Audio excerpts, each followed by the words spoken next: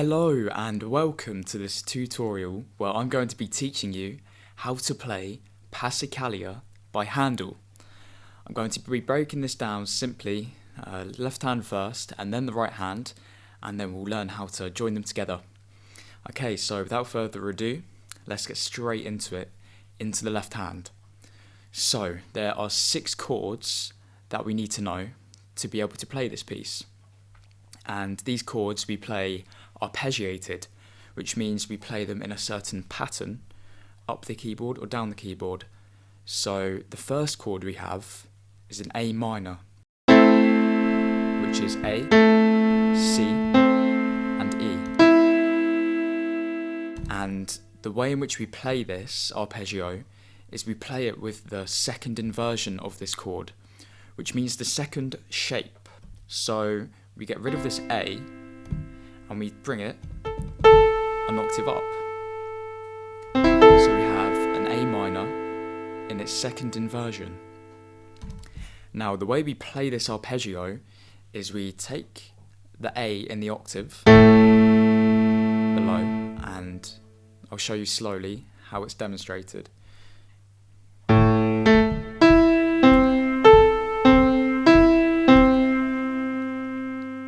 Okay, so I'll do that again. So we go up the octave, below A, to the second A, to the E with our index finger, to the higher A with our thumb, down to the C,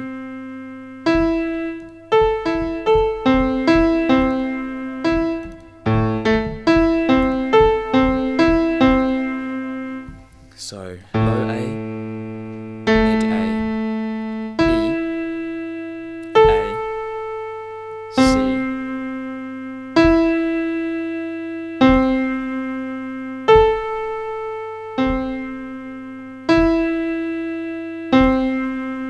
okay, so that's the pattern, and what's helpful to know is that this pattern is used for every chord that we play in this piece.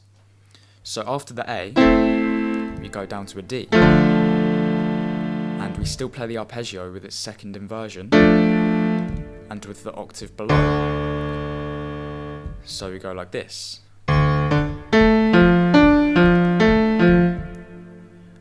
And then the next chord is a G major, same again. And then we go down to a C.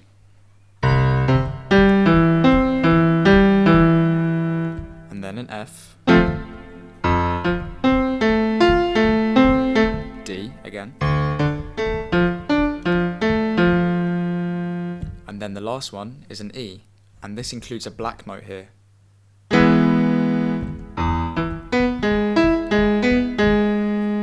So I'm going to show you now all the second inversion chords that we play in the arpeggio, just so you can see the notes and then associate them with the octaves below. So the first one we have is A second inversion, which is C, E and A, with A in the octave. And then we have a D second inversion, which is F, A and D, octaves below. Then we have a G major second inversion, which is B, D and G, octaves below again. Then we go down to a C major second inversion, which is E, G and C, C in the bass. Then we go up to an F major second inversion. Again, all of these are second inversions. A, C, and F. Octaves in the bass. And then the last chord, second to last chord, is D again. D minor, F, A, D. Octaves in the bass. And then we come up to an E major second inversion, which is A flat, B, and E. E in the bass. Again, it's all the same pattern, which I'll demonstrate one more time So you can map this onto any chord and be able to play the whole of the left hand for this piece, because it repeats the whole way through in the same order. So this is it again. Low note of the octave, higher note of the octave, third note of the chord. So low note, high note.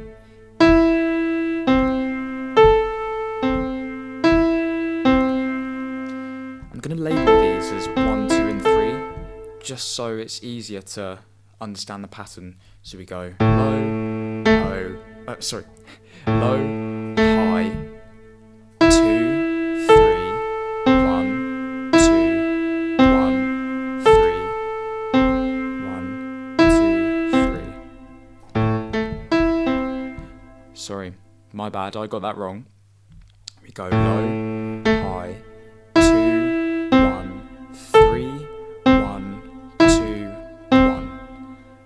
Okay, and that's the same for every chord that we play.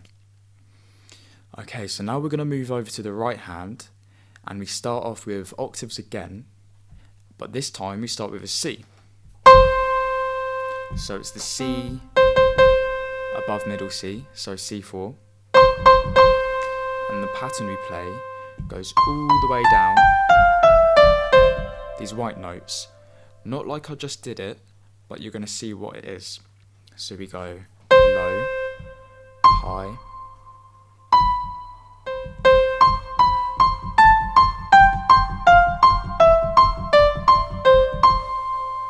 okay, so I'll show you that again. So we go from a C up to the higher C, down a semitone to the B, back up to the C, and now all we have to do is go down a note each time and alternate it to the higher C. So once we've done the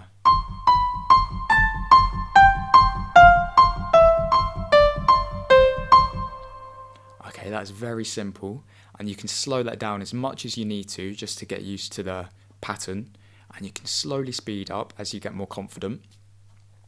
And I'll demonstrate that one more time.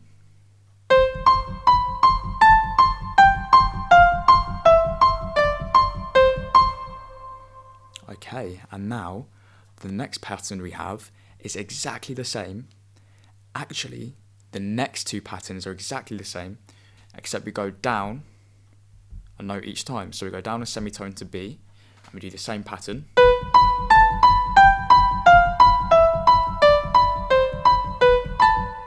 And then down to A.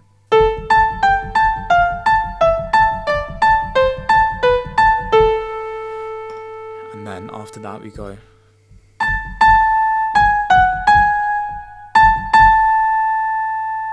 okay, so that included two black notes there, which was A flat and F sharp.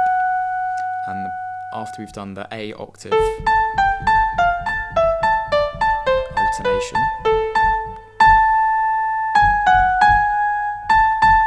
so press the A twice.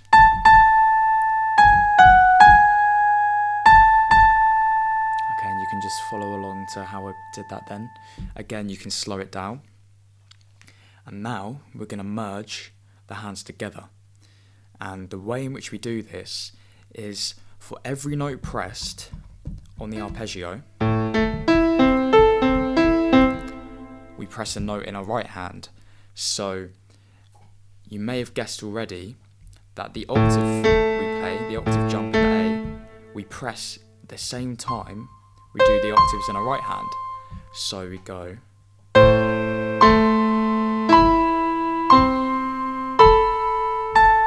Press the wrong note there, but you can really slow this down. Okay,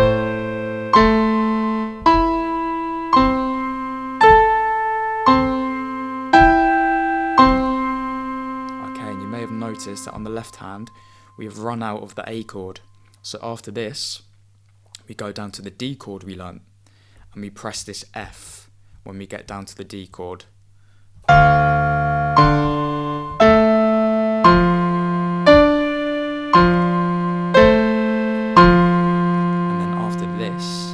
We go down to the B in our octave on our right hand, and we go up to the G. And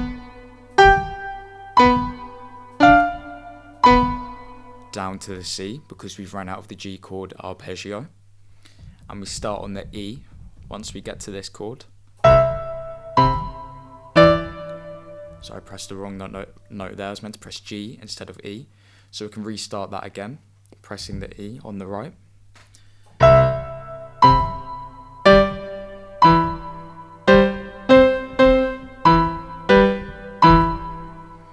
So for every note we press in our left hand, we press a note in the right.